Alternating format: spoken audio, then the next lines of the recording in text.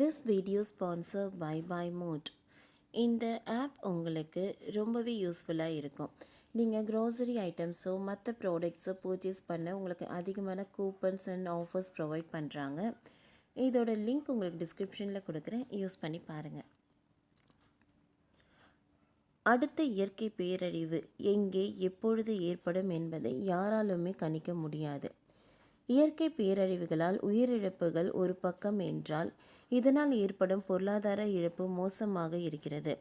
அதிலும் குறிப்பாக பலரும் தங்கள் வீடுகளை இழக்கும் சூழலில் ஏற்படுகிறது. இது போன்ற நேரங்களில் பொதுவாக வீட்டு காப்பீடு எனப்படும் ஹோம் இன்சூரன்ஸ் எடுத்துக்கொள்வது நமக்கு ரொம்பவே நல்லது. பெஞ்சல் புயல் வட தமிழகத்தில் பல்வேறு பகுதியிலும் மிக மோசமான பாதிப்புகளை ஏற்படுத்தியது. இந்த புயல் பலரது வீடுகளையும் கூட மிக மோசமாக பாதித்திருக்கிறது. இது போன்ற சூழல்களில் அரசு இழப்பீடு தொகையை தரும் என்றாலும் அது சுத்தமாக பத்தாது.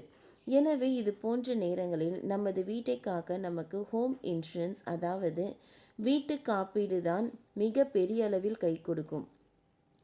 நான் இருக்கும் ஏரியாவில் எல்லாம் இது போன்ற பாதிப்புகள் ஏற்படாது என அசால்ட்டாக இருக்க வேண்டாம். இப்பொழுதெல்லாம் யாருமே எதிர்பார்க்காத இடங்களில்தான் மழை வெள்ள பாதிப்பு ஏற்படுகிறது. மேலும் பல முறை வெள்ள பாதிப்பில் இருந்து தப்பினாலும் கூட ஒரு முறை சிக்கினால் மொத்த சேமிப்பும் காலியாகிவிடும். எனவே எல்லாம் போன பிறகு புலம்புவதை விட இருக்கும்போதே ஹோம் இன்சூரன்ஸ் இருப்பது சிறந்தது.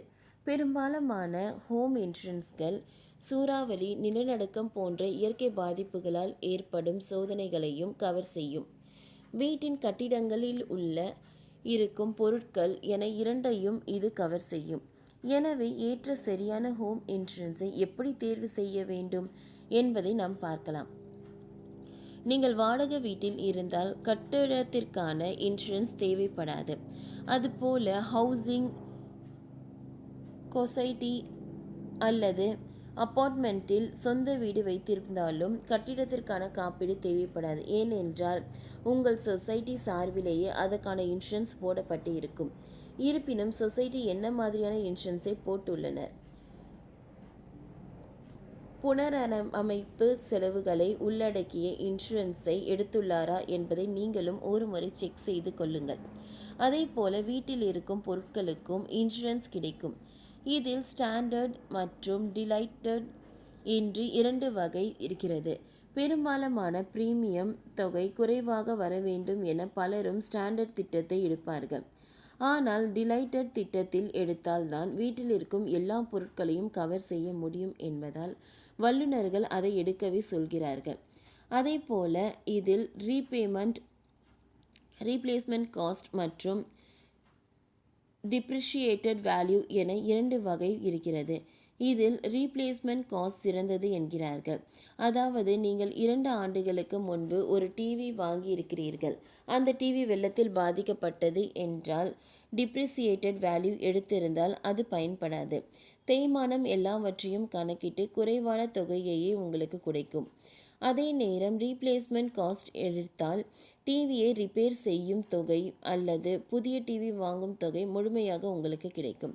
பொதுவாக இயற்கை பேரிடர்களில் ஏற்படும் பாதிப்பு என்பதால் இன்சூரன்ஸ் நிறுவனங்கள் இந்த விரைவாக செய்கிறார்கள். எனவே இன்சூரன்ஸ் செய்த தொகையை பெறுவதில் பெரிய சிரமம் இருக்காது. வெள்ளம் உட்பட இயற்கை பேரழிவு ஏற்படும் போது முதலில் கிளைம் இன்டிமேஷனை இன்சூரன்ஸ் நிறுவனத்திடம் சமர்ப்பிக்க வேண்டும். அதன் பிறகு அவர்கள் அதை ப்ராசஸ் செய்து இன்சூரன்ஸ் தொகையை வழங்குவார்கள். யாருக்கும் கிடைக்காது. அதே நேரம் 30 ஆண்டுகள் பழமையான கட்டிடம், முறைகேடாக கட்டப்பட்ட அல்லது வாங்கப்பட்ட கட்டிடம் உள்ளிட்ட சிலவற்றிற்கு ஹோம் இன்சூரன்ஸ் கிடையாது. எனவே ஹோம் இன்சூரன்ஸ் எடுக்கும் முன்பு அனைத்து நிபந்தனைகளையும் தெளிவாக படித்து கொள்வது நல்லது. இந்த வீடியோ உங்களுக்கு யூஸ்ஃபுல்லாக இருந்திருக்கும்னு நினைக்கிறேன். உங்களுக்கு யூஸ்ஃபுல்லாக இருந்ததுன்னா லைக் பண்ணுங்கள், ஷேர் பண்ணுங்கள், சப்ஸ்கிரைப் பண்ணுங்கள். தேங்க்யூ.